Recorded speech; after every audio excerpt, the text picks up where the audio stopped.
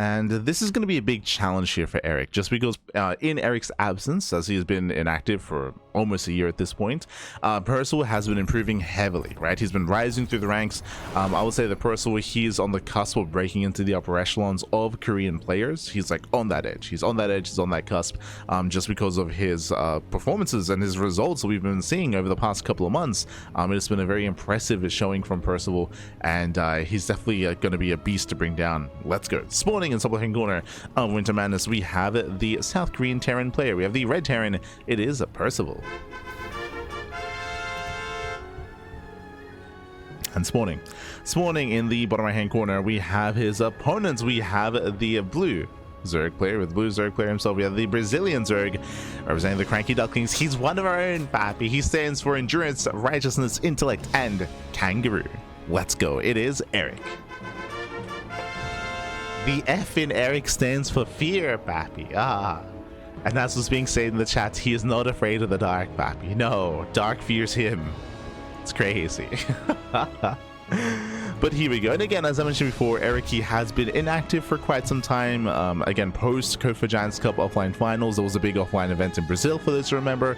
Erik did take a break. Erik, he was suffering from some wrist pains and some wrist issues. And only recently, like 2 weeks ago-ish, only recently came back. Only recently, as Erik does open up hatch, gas pool, standard opener, but into what looks to be a hatch block across the map. Interesting. I believe going for this build will be delaying your queen production, as here comes that hatchery. Bam, it gets thrown down. Behind this, Erik did cut workers at 17 instead of joining up to 21, so did cut workers early to be able to afford this. Boys are being pulled. Going to be forcing 6 SCVs off the mineral line, and nice damage. Again, you can see this reducing mining time in the main base, and we have the CC on the high ground. Ooh, okay. So good reaction out of Percival. The CC won't be delayed, but is denying mining time nonetheless. Mining is being denied. Erik, he is joining. He joined up from 17 up to 20, so he joined up to 1 base saturation. We have a couple of lings that are in production. Queen is on the way as well, but because of the build, he can only afford 1 queen. So only 1 queen is being built. Bear that in mind. That may come into play a little bit later. Heads of cancellation. Oh, hatchery is rebuilt. Hatchery is rebuilt. These SCVs are being left idle. Percival is panicking a little bit here, as we could be adding some extra DPS. There we go. Does add some extra DPS. Erik was inattentive. He was focusing on his Reaper. Reaper takes a lot of hits, a lot of damage. The Reaper gets a no kill so far. Jesus. And Erik is doing well. He's doing well for himself. Once again, double checking. Second Marine is right. He has to cancel soon. Oh no, he has to cancel. Ooh, does cancel in time. Going for the Evo chamber, delaying a little bit further here. Unfortunately, remember, there's a CC on the high ground, so the further delay isn't the most amazing with the Evo chamber. It's a bit of a waste of resources, but Erik, he does not know where the CC is, as Erik has been joining. He only made a handful of safety links. He's been joining up behind this. Still only 1 queen. I will say there was potential for Percival to get some damage out of the main base because there's only 1 queen to defend. But alas, Erik was able to hold on and is switching. Not skipping link speed. Interesting. Not skipping link speed is going into roaches here. The fact that he's not skipping link speed tells me that there's a higher chance he might just all in. Like 2 base all in. It's going to be a 340 lair. Very early lair timing. Is the Roach Warren a fake out? Again, Erik, he's known for going for a bunch of twists and turns. In my mind, there's a high chance that because we're getting link speed, this is a fake Roach Warren taking all the gases, and instead the plan here is to go 2 base muta. That would explain the early lair. That would explain the link speed. We'll see. There's a couple of roaches on the way. 2. Which, again, you want to sell the story. Assuming this is for Spire. I do know that Erik, there is a build that he does like to mix in ZVT, which is 2 base Swarm Host. But I also understand that it requires a lot of micro and a lot of control. And especially if you're feeling a little bit rusty, that it's something that you can't really pull off. Like, you need that micro, you need that control. And yep, 2 base muta. Yeah, as we assume, like, again, you would not get link speed if you were going into 2 base Roach. So link speed is researched. We're going into the Spire. The Roach one was revealed. And so far, Percival does not get into the main.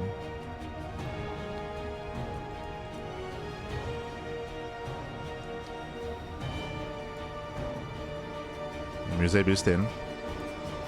Roaches are revealed, again intentionally so. Meanwhile, Marine drop towards the third expansion. Erik, he's being pulled apart a little bit here.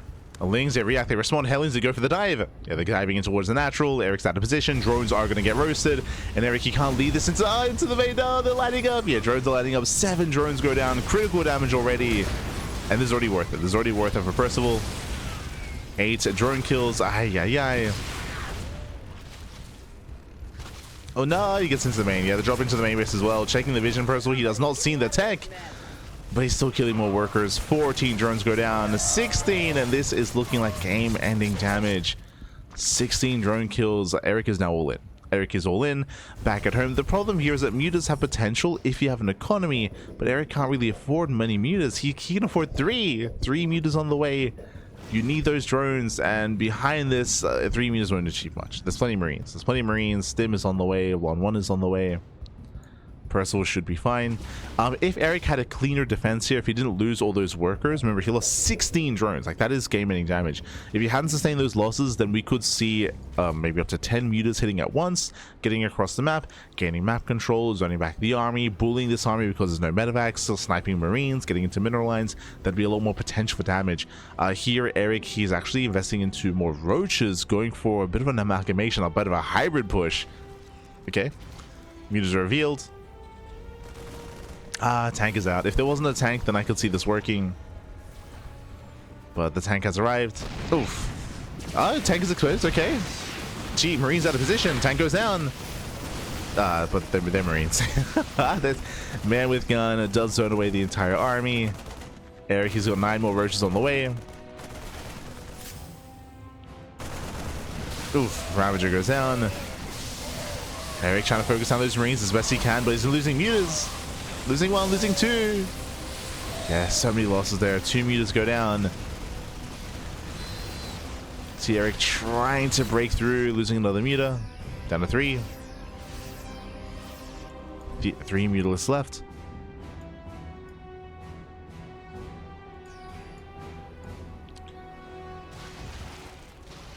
Can Erik bait a counterattack? That'd be the best case scenario here, as Erik, he's still all in. Still very all in.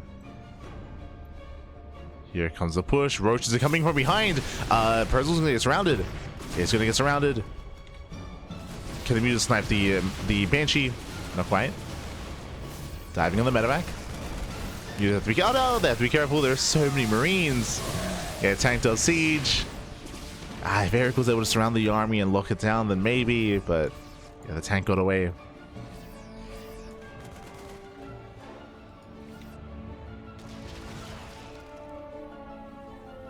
Also been enough of work because hope you're recovering well.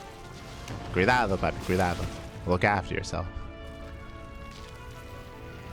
I hope you're recovering well. Hope you're recovering well. As Erik does dive in, catching a Marauder. A nice pickup. But there are still 2 tanks. Can he get on top of them? Yeah, 1 tank does siege. Nice concave. Erik can bow down one of the tanks at least. But there's so many Marauders. Yeah, so many Marauders. Second tank does siege up, and with that Percival, he has done it. He has broken the army. He's breaking through. Lings are trickling in. Still very close, actually. Jesus. Erik barely hanging on. No. Oh. Yeah, Gary trying to hold on. And GG gets called. Yeah, the writing's been on the wall. And Percival takes game number 1. GG. Whew. GG, well played. Again, winding it back, it all came down to the Hellion dive.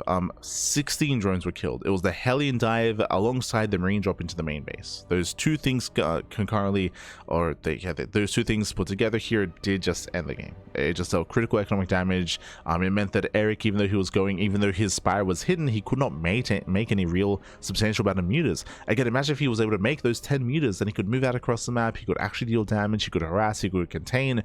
Suddenly everything does does change and everything opens up, but he did sustain far too many losses early on. He was distracted, he was unable to keep up with the Hellion dive and with the Marine drop as well. GG. GG, well played. With that, we're now getting into game number 2. Game 2 is going to be on, oh, another newer map here. Okay, it's going to be on Lumen. Let's go. I believe this is a map that we have not reviewed before. I believe this is one of the newer maps that Patches has been working on.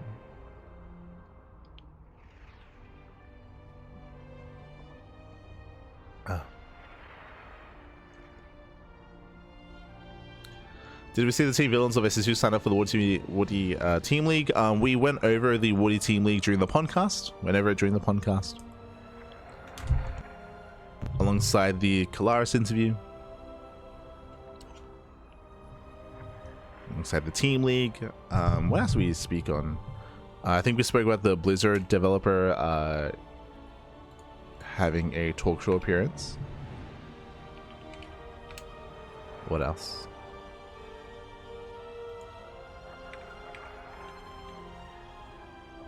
Oh yeah, we spoke on Rayner's masterclass that he hosted. True. The RSL fan votes. Map publishing returning. Yeah. Oh, here we go. Jumping in.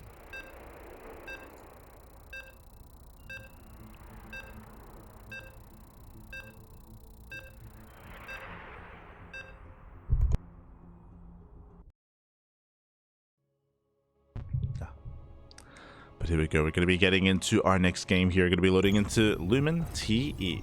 Okay. And spawning in the top left-hand corner of Lumen, we have the South Korean Terran player. We have the Red Terran. It is Percival. And spawning in the bottom right-hand corner, we have the Brazilian Zerg player. We have the Blue Zerg representing the Cranky Ducklings. He's one of our own. It is Erik. Let's go, Papi, let's go. And again, we had a cheeky build last game. It was a very cheeky build, but alas, he wasn't able to get away with it. Meanwhile, very interesting setup here. Okay, there's a lot to take in. As I mentioned before, I believe this is one of the newer maps that Patches has been working on. This is very reminiscent of, oh god, what was the map? The map that survived, a Talisman, that's it. This is very reminiscent of Talisman, which is another Patches map. True. So we have two natural base options. We have a worker path coming down into the low ground to expand. We can, of course, mine through these patches eventually to be able to gain access to that low ground expansion. This is the same feature that we had on Talisman. Likewise, same setup here as well with hybrid patches. When it comes to the base itself, how defendable it is, we do have another forward hybrid base. Again, there's a lot of Talisman elements here, actually. A lot of Talisman elements. The rush distance by ground, of course, is shorter in this space, is less defendable. There's no high ground advantage, so there's no defender's advantage here. Eventually these rocks can be knocked down, or the tumors can be knocked down as well, to have a greater kind of entrance here in towards that base. Interesting. When it comes to the standard natural, likewise, not the most defendable base either. I'm going to say that I guess this entrance can be covered by this location here, so you can set up tanks, you can set up defensively to punish rotations from the left hand side. It does look like a shorter rush distance by ground as well. Okay.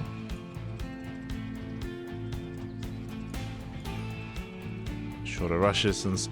Because of this terrain, it does make it awkward for Stalker rotations and TVP to blink into the main base as well. I'm referring to rotating specifically here at the natural and over towards the main. Actually, yeah, it's a pretty secure main. True. Okay. Yeah, my attention.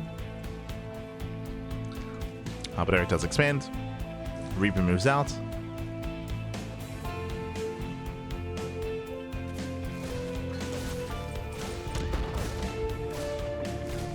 And so far attempts to harass. Thankfully, both queens have arrived, zoning away. Erik didn't go for a cheeky build this time. He went for a hatch gas pool. I say that the drone moves out across... Oh, sorry, the drone did not move out across the map. Lings, they try to poke in. But Percival, he's in position. Yeah, cleans up both Zerglings. Nice control here by Percival. Behind this, going for a third CC before Starport. So economic build here by Percival, going for a greedier start. Meanwhile, early Roach Horn out of Erik. How many patches is this? Oh, that's actually quite a lot.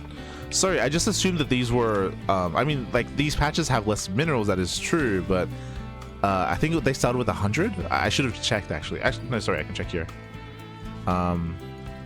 80. Yeah, 80 minerals. So it takes a little bit longer to actually mine through this. I mean, technically, you could mine through from both sides. But that is a little bit dangerous, considering... Yeah, I'm just trying to think about like a situation where if someone tries to rush into this expansion, but they get all in early on. Like, I feel like you cannot take the space in the TvZ, right? Like, like if you get 12 pulled, I think you just die.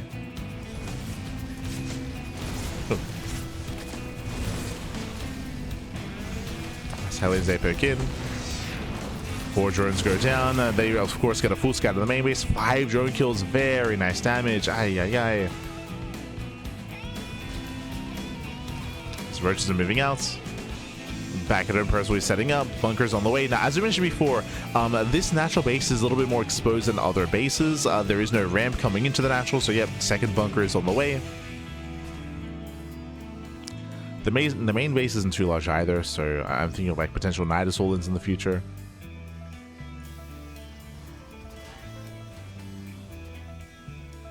Erik pushing in. Delays one of the bunkers. Can he break through the other? Oh, Marauder has arrived. The boys are being pulled. Erik says he gets surrounded.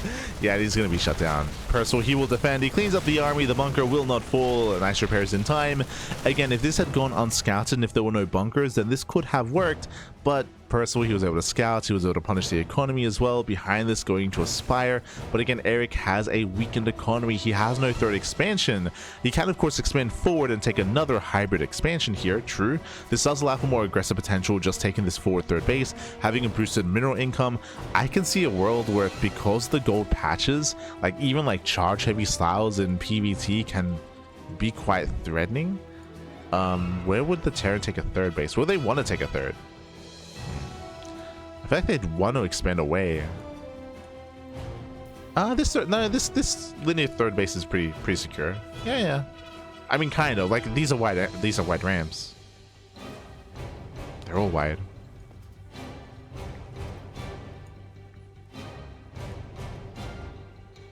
What else do we have going on here? We've got destructible towers. Of course, you can try to punish from the low ground.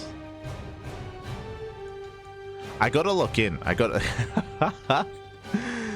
look in again because I do want to judge the TLMC this season again. I enjoyed my experience last time, and I've definitely learned a lot from it as well. I think I've already been vocal about this, about the grading system and how I approach this and how I want to change my approach.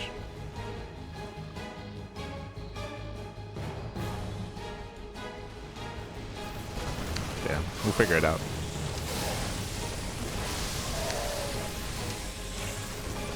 Up and out though. Erik, he does attempt to distract. Oh, turret's just now done. Yeah, it does finish up in time. Erik is able to rotate though, true. I believe these naturally expired around 740-ish? 740? They go breaking through. They deny the third. Okay, not bad. Denying the third base. Erik claiming his own, at least trying to. Oh no! Can he take his own third base? Not quite. Queen is going to be focused down.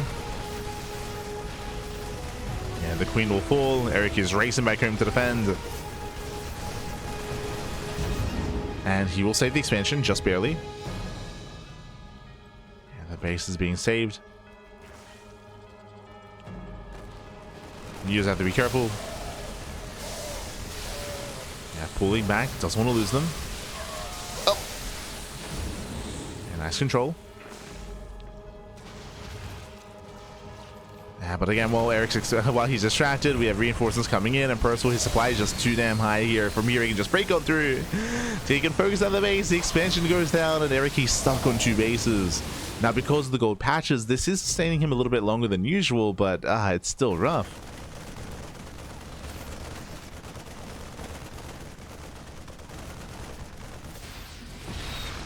It is still rough here. As Erik pulls away. down to 44 workers. Again, barely an economy.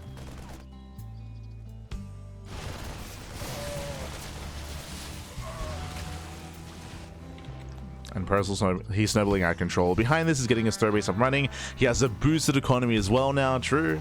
He's got those gold patches. He's got the gold. No. And Percival making his way straight in towards the main. And zoning back those mutas. Oof. Erik, he does hold on to the main base at least, but again, a messy trade. Messy, papi, messy.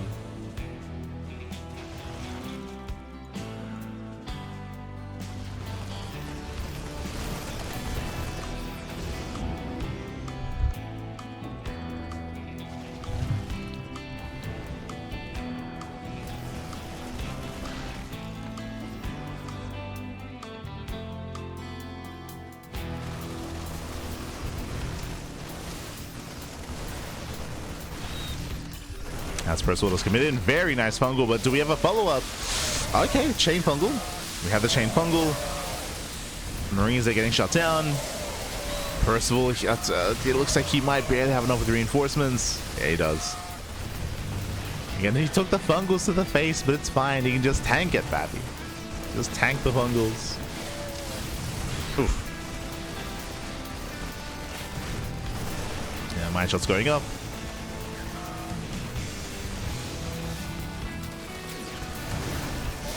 Breaking the third base once again, as Erik just cannot expand. And for me, we can just rally in 4. The final roaches are getting picked up. Erik did hold on for quite some time. I was very impressed. I would have assumed that he would have died to the first push, but no, he was able to hang in there for as long as he could. But again, behind this, 4th CC is on the way. 5th CC is being taken, now getting drilling claws, more production.